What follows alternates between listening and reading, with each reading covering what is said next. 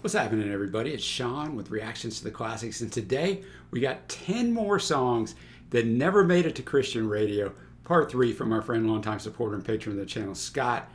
Thank you, Scott. Always appreciate you, brother. Now, this one's going to have a lot more mainstream artists, but I don't want to get ahead of myself because Scott always sings great write-ups, so let's check it out. He says there are a variety of ways to define what it means to be a Christian, and especially these days, many definitions we hear bear little resemblance to what you would find as definitions within the New Testament.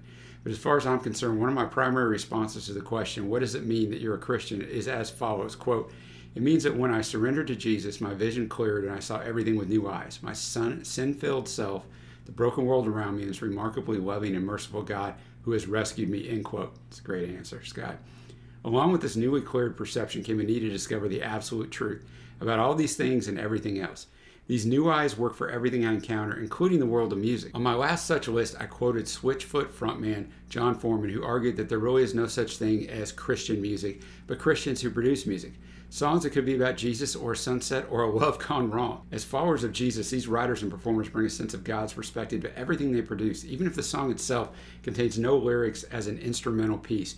Yet even with music written and performed by non-Christians, these new eyes, Scott's talking about his new eyes, can see with a biblical perspective and derive some insight from the lyrics and arrangement. Obviously, this is easier with some artists and their songs than it is with others. I'd be hard-pressed to articulate the biblical significance of Elvis's Hound Dog or Lady Gaga's Bad Romance. I say all this to say that the following list includes artists that are not Christians or not necessarily known as such, but whose music I can nevertheless apply to my relationship with God. You'll see what I mean as we go. Others on the list are and have gained notoriety as Christian artists, yet much of their music isn't overtly Christian in nature. Still others are overtly God-centered in their lyrics. In other words, this list is a strange collection of artists and writers, all of which whose music can be heard and applied by the thoughtful Christian. The list begins and ends with well-known songs whose lyrics might revisit with a new perspective of where they might point. As always with my list, there is no best to worst ranking here. As usual, I'll leave that to you. So there's no 1 through 10, it's the top 10, but just know this first song is not necessarily Scott's number 10. I would guess it probably isn't because I know how much he likes this group and one person in particular in this group. Before we start, I'll say the music will not be in the video. It'll get blocked, but there's a Vimeo link below for you to check it out. And I mean, basically, just a little quick thing here. I'm a Christian, just like Scott's a Christian, so I can view these things. He's talking about having a Christian biblical worldview. Everything you see it through a Christian lens. It's impossible to do on everything you see, even as a Christian, or it is for me at least, but I try. All right, well, let's pop in to one of those very well-known songs. You see it below. Carry On Wayward Son from Kansas, from the Left Overture in 1976 album. Scott says, nothing obscure about this song. Everyone has heard it, but I don't think you guys have ever reacted to it. You are correct, we have not, which is crazy, but I start this list with this track to illustrate how even in his searching, Kerry Livgren, who wrote the song and who we did a top 10, there's a Kerry Livgren top 10 that Scott did that's unbelievable, understood the limits of his own wisdom and ability to find what he was looking for. His lyrics in the chorus and at the end of the song express some sort of hopeful conclusion to his search, as if there is reward in the searching itself rather than in the finding, which there is some. I'm also not sure the sheer musical genius of Livgren's writing is fully appreciated by those who think they know the song. I found it was the band's first top 40 single, reaching number 11 on the Billboard Hot 100 in early 77. I would have thought as famous as it is, it was a higher ranking. Livgren, who perceived the song as, quote, being beamed down to him, in 2004 stated, "It's an autobiographical song. Parallel to my music career, I've always been on a spiritual sojourn, looking for truth and meaning. It was a song of self-encouragement. I was telling myself to keep on looking, and I would find what I sought. When it came out, there was nothing like it. It has so many interesting musical parts. It wasn't rubber stamped, it was unique to itself. It's a great sing-along. It had a lot of things going for it. When we recorded it, we knew we had a great song." All right, lyrics up as always. Thanks again, Scott. The absolute classic, Carry On Wayward Son. I mean, this song just starts out so right. It gets that chorus right away, just so right away. The first second, like, "Carry on, my wayward son. There'll be peace when you are done. Lay your weary head to rest. Don't you cry no more." So, as I read the lyrics to this song, I knew all the lyrics, but you never really think about them until, like, that's why Scott's doing this. So you look at them through this lens. But I mean, that right there harkens up Matthew 28. 11:28 through 30, right? Come to me, all who labor and are heavy laden, I will give you rest. Take my yoke upon you. You will learn from me, for I'm gentle and lowly in heart. You will find rest for your souls, for my yoke is easy and my burden is light. So that kind of carry on my words. So be peace when you are done. Lay your weary head to rest. Don't you cry no more. Now, Carey's went on and said this is not, it's about spiritual alienation because he didn't become a Christian until a couple years later, but you can see it through that lens. Masquerade as a man with a reason. My charade is the event of the season. If I claim to be a wise man, well, it surely means that I don't know, right? Those people who tell you how smart they are and are singing that the loudest are the ones that really don't know anything. And obviously the instrumentation on this song is top notch. Like it's where it can overwhelm the song itself, right? The chorus and the instrumentation, you don't really pay attention to the rest of the lyrics, but Steve Walsh's lead vocals are fantastic. I shouted out Rich Williams in there, his guitar work, but all of it is great, man. Carey's great on the electric and the piano on here. I mean, Phil Ehart on the drums. Just a great way to start this list. Now we're going to move on to number 2 on this list. Hopeless Wonder, Mumford Sons from the Babel album in 2012. Scott says, I've read that Marcus Mumford comes from a Christian upbringing and retains a bit of a Christian perspective, which is reflected somewhat in much of his songwriting. I don't know if he's a follower of Jesus or not, but a song like this one takes me to places in my own relationship with Jesus that I need to go. The song reflects the humility before someone, and as best I can interpret the lyrics, reflects a conversation between the singer and another person, ending with the singer resting in the peace that comes with knowing that his life is safely in the hands of the other. One other side note, this track's official video is hilarious lip singing starring Jason Bateman, Ed Helms, and Jason Sudeikis. Worth the watch. So obviously I know the name Mumford & Sons. I really wasn't into music in the time, in the 2010 to 2014 when they were really huge. I don't know this song, but looking forward to it. Hopeless Wonder, Mumford & Sons, that banjo on there and whatever else was going on there just really gave it a unique sound. I think it was Winston Marshall doing that, but Marcus's lead vocals. This album was gigantic. I see it's the fastest selling album of the decade when it came out in 2012.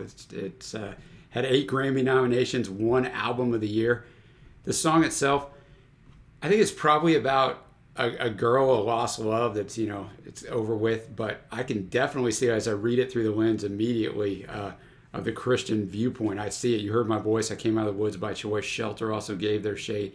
But in the dark, I have no name. And the hook, so when your hope's on fire, but you know you desire, don't hold a glass over the flame. Don't let your heart grow cold. I will call you by name. I will share your road. So I could definitely see how that could be a reach out to Jesus. But hold me fast, because I'm a hopeless wonder. I wrestled long with my youth. We tried so hard to live in the truth. But do not tell me all is fine. When I lose my head, I lose my spine. Yeah, man. I mean, that was a really good song. It was very well constructed. The builds on it, the tempo changes. I mean, it was all just great.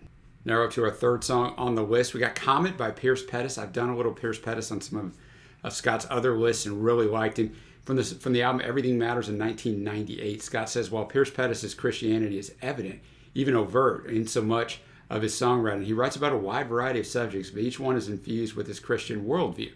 With this song, he addresses a longing for love and at the same time expresses hope that this love isn't far off. Scott says one of his favorite Pettis songs.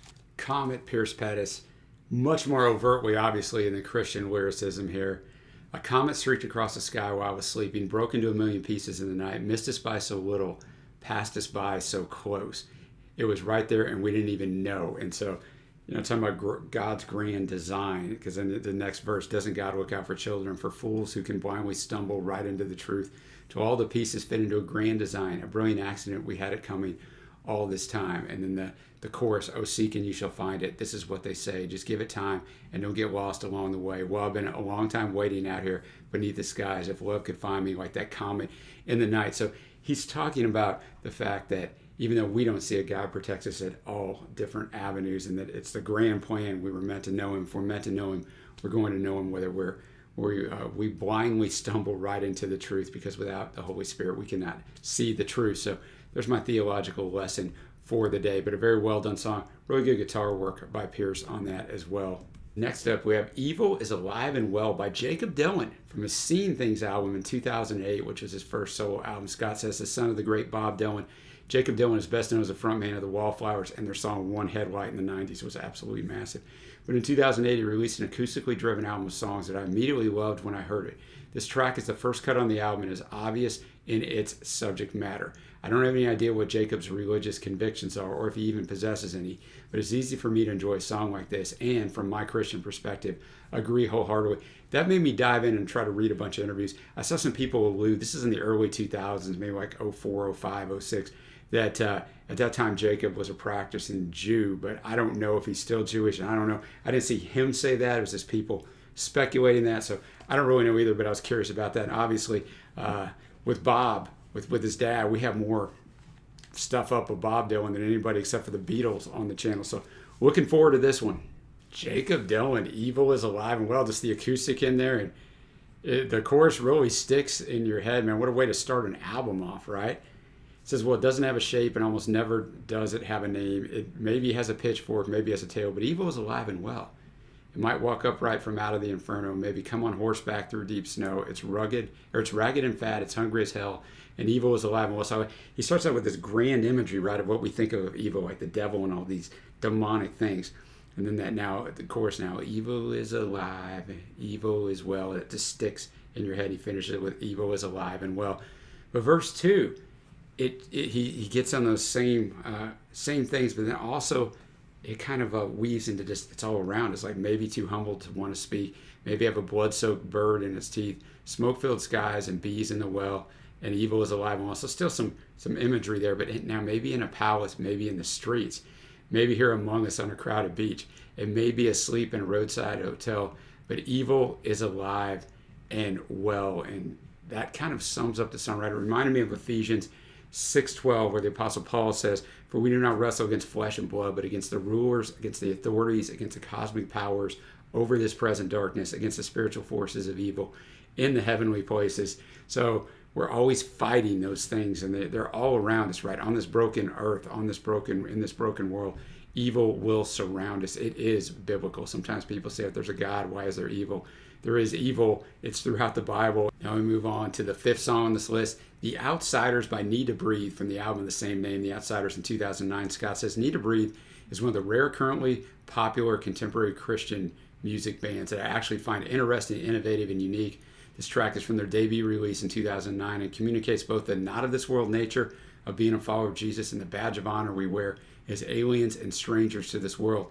Though the lyrics don't say this directly, any non-Christian could hear this track and apply it to his own renegade attitude, whatever the concept. I do know this group a little bit, Need to Breathe. I recognize the name from back when I used to listen to CCM music, so I don't think I know this song, though. Need to Breathe, The Outsiders. Really enjoyed that. The production on it was fantastic. They sounded great.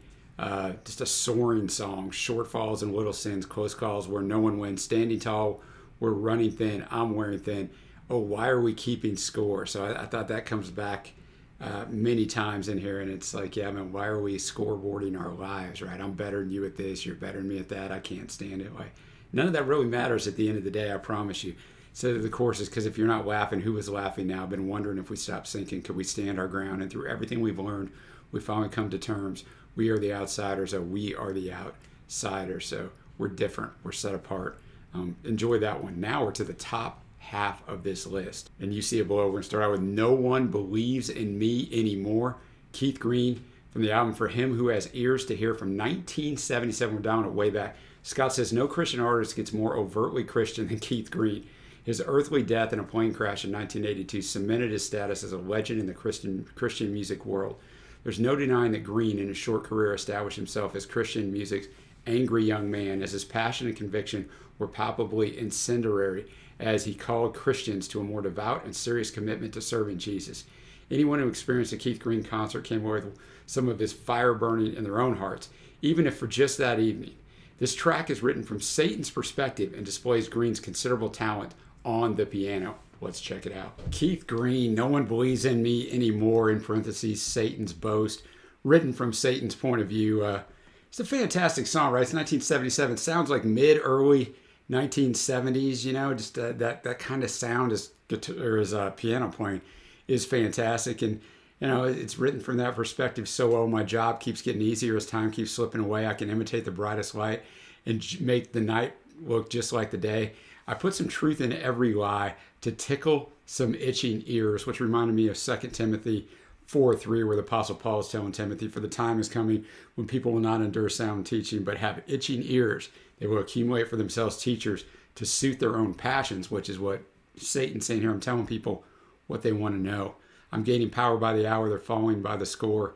You know, it's getting very simple now since no one believes in me anymore. And I've heard this said before, the biggest trick of Satan, in, at least where I live in the United States, is making people pretend or forget that he even exists, that he's even real.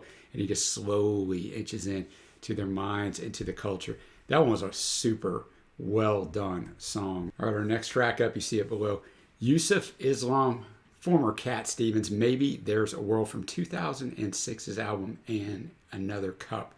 Scott said, formerly known as Cat Stevens, Yusuf Islam retired from performing in 1979 after converting to Islam, having auctioned off all of his guitars. He returned to performing in 2006 with this album. I was curious when I heard about the record and picked it up and found songs written to and about God, albeit in the Muslim context. But this is another example of bringing my own Christian perspective and the freedom to adapt them to my own Christian worldview. I quite enjoyed the two Cat Stevens albums that I reacted to, so looking forward to this. Maybe There's a World, Yusuf Islam, aka Cat Stevens. Man, what a song. I mean, it sounds just like his early 70s stuff, right? His voice still sounds fantastic, probably because he took off for so long, right? His voice could heal over those decades, but drawn back instrumentation there, you know, I mean, just an acoustic guitar for the most part with a couple other little things thrown in there. I've dreamt of a place and time where nobody gets annoyed, but I must admit I'm not there yet, but something with a capital S is keeping me going. What, you know, that it's his God and his world, my God and mine. Maybe there's a world that I'm still to find. Open up, O world, and let me in. Then there'll be a new life to begin. I've dreamt of an open world, borderless and wide, where the folks move, or the people move from place to place, and nobody's taking sides. Well, that would be nice, especially with everything going on in the world today. But it's fun to hear him all these years later. All right, got 3 songs left. We're up to UFO by Larry Norman from In Another Land back in 1976. So we're rewinding it back like we did with Keith Green. Scott says Larry Norman is generally regarded as, quote, the godfather of contemporary Christian music. He was the first to produce albums that featured a folk rock edge a la Bob Dylan. In later years, Norman stirred a lot of controversy with his personality and behavior, but his place in the pantheon of Christian music pioneers is sealed. This track is quintessential Larry Norman. Larry Norman, UFO, or Unidentified Flying Object, as he sings. I had to do a little research there on Larry. He released over 100 albums, which is insane. I think I had to know what some of the controversial stuff. I just found out he just spoke out against kind of the way Christian music was done there towards the end, which I've spoke out against too. And so was Scott, who brought this list, but just the commercialization of it and the watering down of it. But a really simple song. It's talking about Jesus, right? He's an identified flying object. You will see him in the air. You will drop your hands and stare. You will be afraid to tell your neighbors. They might think that it's not true, but when they open up the morning papers, they know they will have seen him too. He will come back like he promised with the price already paid. He will gather up his followers and take them all away. And that's kind of the gist of the song. A short little song. Larry sounds surreal on it almost in a good way, and just repeats that chorus a few times, which just sticks in the head. Next up, we got River of Love by Sam Phillips from The Turning in 1987. You're going to see below, though, she was known as Leslie Phillips at the time. Scott says, Sam Phillips began her career in the Christian music industry under a given name of Leslie Phillips. She received considerable airplay and enjoyed some popularity. This album was her final release before she crossed over to the mainstream market and changed her name to Sam. The title of the album, whether intended or not, signified a literal turn in her musical style, influenced undoubtedly by her new husband, T-Bone Burnett, who produced the record. This track was also written by Burnett, a song he released himself on his 1986 album. Sam, a.k.a. Leslie Phillips with River of Love, just a nice acoustic there. I don't know who played the acoustic. I don't know if it was her. I know it was T-Bone. I don't know who it was because it doesn't have any musician credits, but 4 verses pulls you in, right? The music has to be simplified because you want to hear the lyrics. And she basically just talks about all the difficulty you go through in life, but it ends every verse with, but there's a river that runs through all time. The 3rd verse ends, it's a little more difficult verse, and I almost made you happy. Then there's a river of love that runs through all time. There's a river of fire that burns with no light. The flame is the pain of dreams gone up in smoke from the lies we deny and breathe until we choke, right? But then she finishes with that. There's a river of love that runs through all time. In other words, this world is going to be extremely difficult, but Jesus came and died on the cross. I'm going to spend all eternity with him. So even though I got to walk through all this difficult thing that we call life, It's going to end well. It's going to end very well. And now we're to the last song on Scott's 10 more songs that never made it to Christian radio. Remember, they're not ranked 1 through 10. They're here. But this is a song that I know very well. You see it below. I still haven't found what I'm looking for. U2 from the Joshua Tree in 1987. We actually have a whole album review up of this album that Trey and I did. I'm very, very familiar with this in U2. But Scott said, if you forced me to list my top 10 all-time favorite songs, this track would be near the top. Like song number 1 on this list, everyone knows this one. So talking about referencing back to the Kansas song, we all knew that one, so we bookend in that way. But I'm guessing that not everyone has really absorbed the lyrics. It's well known that Bono is a Christian. So much of his lyrical content reflects his deep faith in Jesus. When I first heard this track in 1987, I was fascinated by the perspective of the song. Even then, I had heard rumors of Bono's Christianity, but this song threw the claim into some doubt, not only in my mind, but in the minds of other Christians. Our thinking went something like this, quote, how can any genuine believer express such a continuing doubt and lack of fulfillment, end quote. But the more I've read and learned and come to understand the nature of our relationship with God, the more the song has made sense to me. Of course, I understand that Bono's intention and perspective may be far different than the spin I'm putting on it. That's the beauty of a well-written and poetic song, isn't it? And that's exactly right. Through the years, I've come to see that our relationship with Jesus can be hard to grasp in this limited life we are currently enduring. We are physical, broken beings attempting to engage with an out-of-body God who has chosen to engage with us. But our limitations are obvious. We can't see him, hear him with our physical ears, or touch him.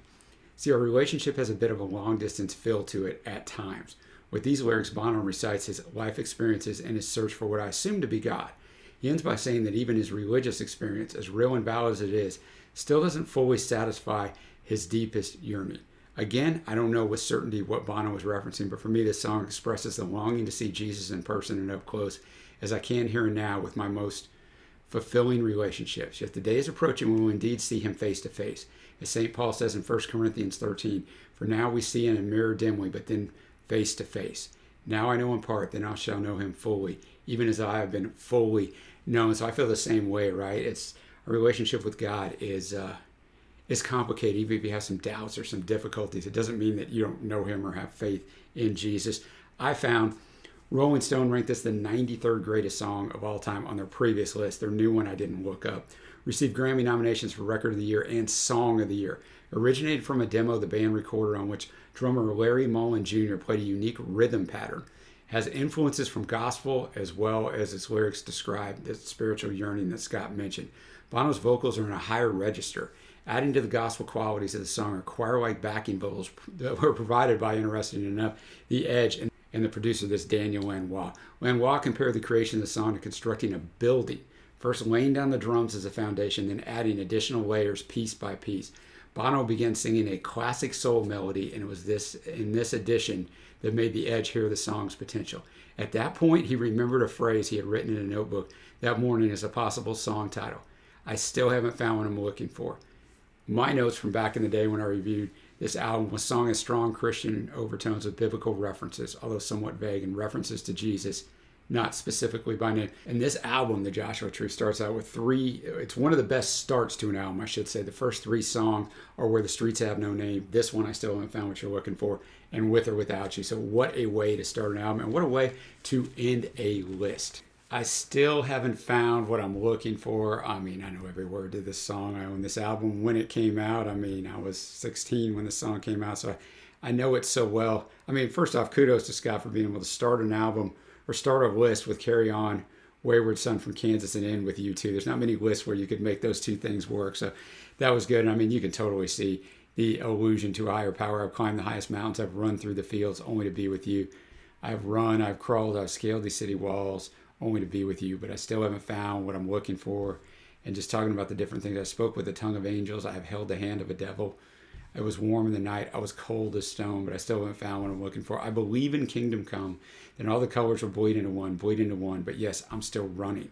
You broke the bonds and you loosed the chains, carried the cross of my shame.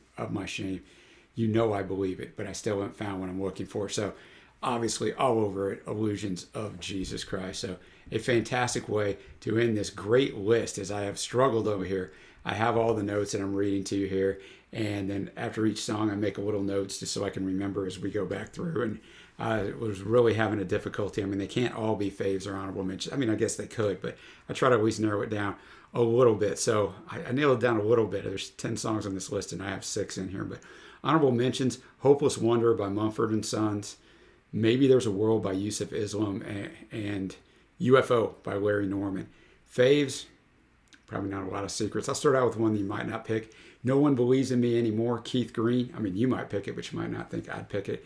The other two, Carry On Wayward Son, and of course, I still haven't found what I'm looking for. Obviously biased there because I knew both of those songs and think both those songs are fantastic. But what a list from Scott of the 10 songs that never made it to Christian radio. Part 3, much more mainstream than the first 2 lists, but you need to go check those out. Let me know what you think, guys. Let me know your favorites below or what else could have made this list. Thank you to Scott, as always. Thanks to all the patrons who make this thing go. If you'd like to support us in any way, check out the Patreon link below or the Patreon link on the end screen. Until next time, guys, I will see you.